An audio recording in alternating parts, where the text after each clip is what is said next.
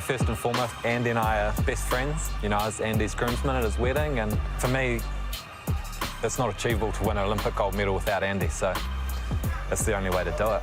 I mean, it was a no-brainer for us, really, and we both thought it was going to be much funner, much more enjoyable, and give us the best shot of a gold medal in Tokyo. I think it's unbelievably unique because only one person can go per country.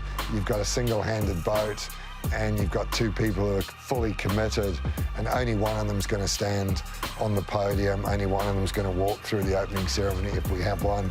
It's a big commitment from both of them, knowing that, one of them won't make it. And this is the gold medal match in the Finn class.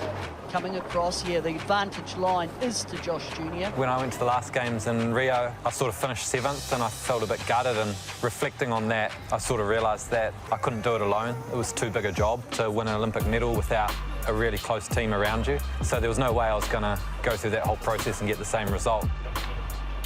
Righto, time to go on tour.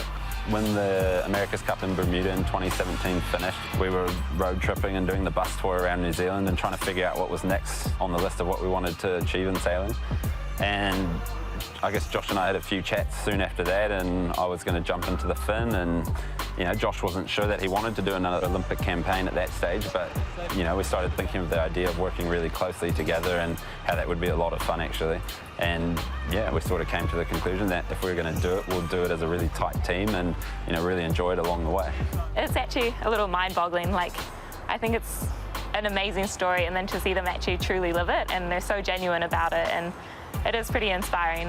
If I put myself in their shoes, I'm not sure if I'd be able to execute it as well as they have, and I think it's really impressive what they're doing. I think it's pretty unheard of. I don't think you'd see that in many sports, that two people have just said, we're going for, it's a 5-year commitment to make this happen. And I'm really hopeful that it's going to show in the results.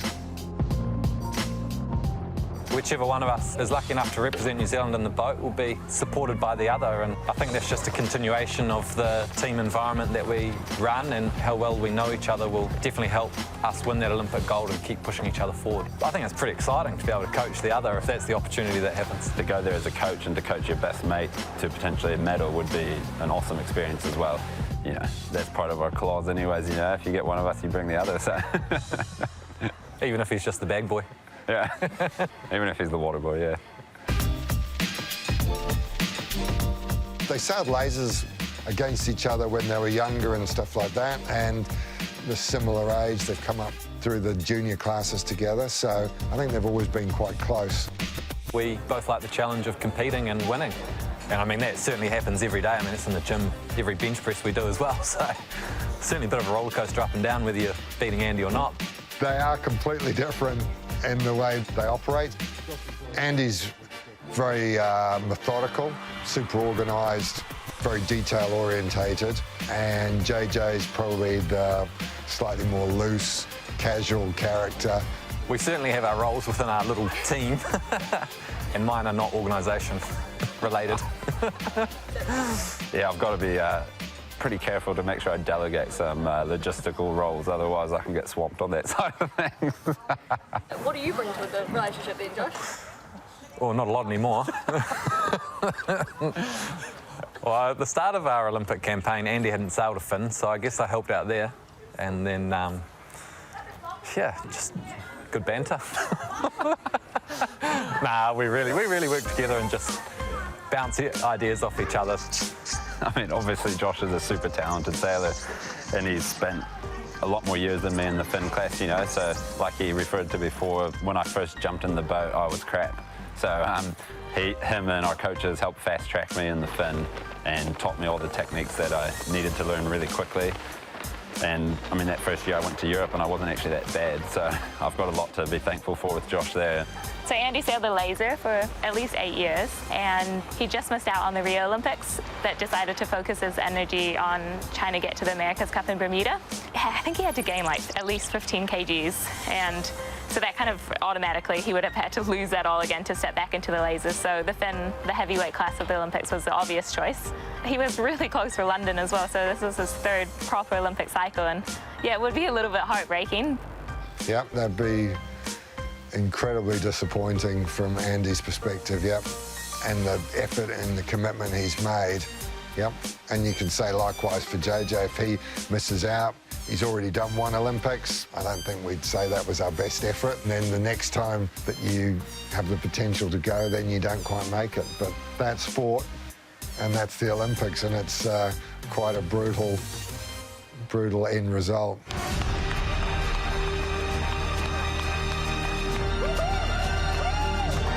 You know, obviously the Worlds when he won was just a phenomenal regatta.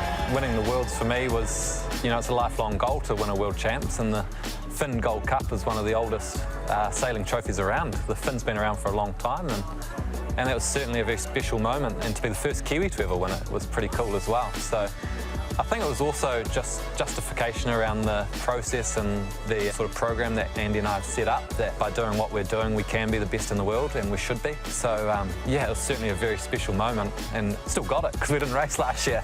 So hopefully either Andy and I can go and defend it again this year and keep it for a third year. I think Andy won almost every event leading into that one, and I'd beaten him, and he was frustrating the hell out of me. So just to get one over Andy was pretty good at that stage. What year was that? Was that 2019? Yeah, no, that was a great season for me in the Finn, you know, and I mean, we both of us improved heaps that season. We definitely took our game to another level in the Finn, and that's what we've got to try and do again this year, essentially, is to find another level of speed and, you know, sail the boats better than we have before. Okay, we're on.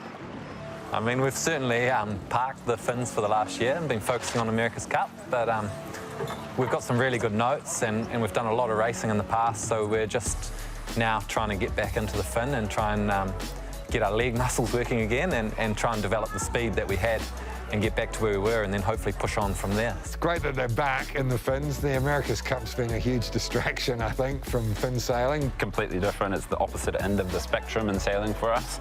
And yeah, I just think it's pretty cool every day. You know, we go out there, and you know, a month ago we were ripping around past North Head in the America's Cup going close to 50 knots, and now we're out there going about 4 knots in the Finn. So it's a complete contrast, and you know, I mean, it's not, you don't get quite the same reward for working your butt off in these boats as you do in the AC75, but it's really awesome, and you know, I'm excited to get back overseas and race the Finns because that's really cool. I think if you look at the last time they raced in 2019 and all the 2018 series, these two guys are at the top, and then when the Olympics come along, it's about who makes the decisions and doesn't fold under the pressure. Winner of the gold medal representing New Zealand, Olympics champion Russell Coote. Now, this could be potentially the last Olympics that the Finn is a part of, and it's been a legendary class and something that a lot of great sailors have come up through. So for us going to the games and trying to win potentially that final gold medal in the Finn, I guess that's just another little incentive to try and tick that off. John Cutler's late form continues as he glides into first place and the bronze medal. The best fight back by any sailor at Busan.